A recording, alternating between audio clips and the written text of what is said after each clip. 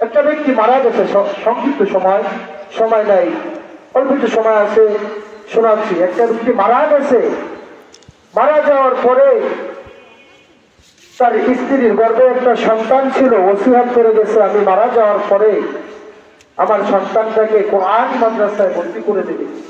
এরকম করতে করতে সে ব্যক্তি মারা গেলার পর্যায়ে বলতে ছেলে হলে কোরআনি মাদ্রাসায় দিলে, মেয়ে হলেও কোরআনি মাদ্রাসা মহিলা মাদ্রাসায় ভর্তি করে দেবে।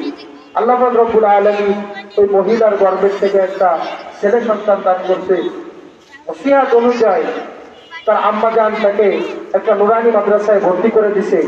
নুরানি মাদ্রাসায় যখন ভর্তি করে দিছে, এরকম করতে করতে তার বাবা ছিল জামানার মধ্যে সবচেয়ে গুনাহগার। কবরের ভিতরে আল্লাহর বান্দা চলিয়া গেছে, কবরের ভিতরে যখন আল্লাহর বান্দা চলিয়া গেছে, কবরের ভিতরে আযাব হচ্ছিল, কবরের ভিতরে এরকম করতে করতে এরকম আযাব চলতেছিল। আল্লাহর বান্দা এরকম করতে করতে যে আযাব চলতেছিল, ওই মাদ্রাসায় সন্তানকে ভর্তি করা ওসিলা করে আল্লাহ রব্বুল আলামিন তার পিতাকে মাফ করে দিচ্ছে। তো জিকির করে লা ইলাহা ইল্লাল্লাহ, লা ইলাহা ইল্লাল্লাহ, লা ইলাহা ইল্লাল্লাহ, লা ইলাহা ইল্লাল্লাহ, লা ইলাহা ইল্লাল্লাহ, লা ইলাহা ইল্লাল্লাহ, লা ইলাহা ইল্লাল্লাহ, লা ইলাহা ইল্লাল্লাহ, মুহাম্মাদুর রাসূলুল্লাহ সাল্লাল্লাহু আলাইহি ওয়াসাল্লাম। এরকম করতে করতে এই যে পিতা মারা গেছে, সন্তানকে বিসমিল্লাহির রহমানির রহিম করছে, ভালো মন্দ বলে মাদ্রাসার ভিতরে আল্লাহ রব্বুল আলামিন ফেরেশতাদেরকে ডাক দিয়া বলে, এই তালিবুল ইলমের বাবার কবরে কোন প্রকার আযাব তোমরা দিও না। সুবহানাল্লাহ। এই তালিবুল ইলমের এত মূল্য। কোরআন যারা পড়ছি কেউ না খেয়ে নাই। আমরা যারা কোরআন পড়ছি আমাদেরকে মানুষ সবচেয়ে বড় চেয়ারটা দেয়, আমাদেরকে সবচেয়ে ভালো খানাটা খাওয়ায় কোরআনের ওসিলা করে। কিন্তু কোরআন করলে দাম কমে যায় না, সম্মান কমে যায় না।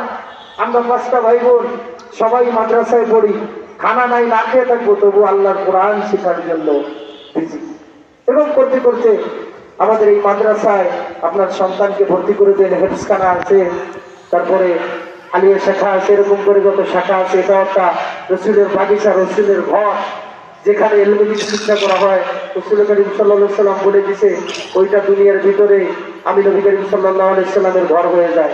আর 5 মিনিট আছে যে কথা বলতেছিলাম, তো এখনো সময় আছে। আপনাদের হাতে পায়ে ধরিয়া প্রত্যেকদিন উলামায়ে কেরাম ডাক দেয়, বুঝায়। কিসের জন্য বুঝায়? আপনি জান্নাতের রাস্তা থেকে ভাড়া হয়ে গেছেন, জাহান্নামের রাস্তায় ঢুকে গেছেন, আপনাদেরকে পায়ে ধরে বুঝায়। কিন্তু তোমরা কিরকম মানুষ, তোমরা আমাদের সমালোচনায় 24টা ঘন্টা লাগিয়ে আসো। আমাদের সমালোচনায় 24টা ঘন্টা লাগিয়ে অমুক ভালো না, অমুক ভালো না, অমুক অমুকের সাথে, অমুক হুজুর ভালো না, অমুক মাদ্রাসা ভালো না, এরকম করতে আসো তোমরা 24টা ঘন্টা। কিন্তু আমরা তোমাদের পায়ে ধরে বুঝে গেছি। একটা কথা চিন্তা করো না যে আমার চেয়ে তো ওই ব্যক্তি ভালো আছে যে কোরআনের মাদ্রাসার ছাত্র, কোরআন শিখছে, কোরআন অনুযায়ী চলতেছে, আমার চেয়ে ভালো। আমি বিড়ি খাই, আমি সিগারেট খাই, আমি সুদে টাকা লাগাই, আমি ঘুষ খাই, আমার চেয়ে তো ভালো আছে, আমি তাকে কেন করবো? এরকম করে আলেম ওলামাকে নিয়ে সমালোচনা করলেন না। এরকম করতে করতে তাদেরকে গালাগালি করেন না, তাদেরকে কিছু না পারেন দেখা হলে একটা সালাম দেন, সালাম দেন। এরকম করতে করতে ভালো একটা ব্যবহার করেন তাদের সঙ্গে। এরকম করতে করতে খারাপ কোনো ব্যবহার করেন না। আর আপনার সন্তানকে দুনিয়ার ভিতর যে শিক্ষা আছে ওই যে শিক্ষার ভিতরে নাস্তিকবাদী মতবাদরা যে ঢুকায় দিছে অন্য শিক্ষার ভিতরে, ওদিকে আপনার সন্তানকে আর পাঠাইয়েন না। এরকম করতে করতে যেখানে কোরআন আছে একটা মাদ্রাসা এখানে ভর্তি করেন। এরকম করতে করতে আমি বলবো না আমাদের মাদ্রাসায় ভর্তি করেন, যেখানে আপনার ভালো লাগে, যেখানে কোরআন শিক্ষা দেয় সেই জায়গায় আপনি ভর্তি করেন আপনার সন্তানকে। তো সময় সংক্ষিপ্ত, প্রায় যতটুকু কথা বলতেছিলাম কথা বুঝবাজ করে নিয়ে আসলাম।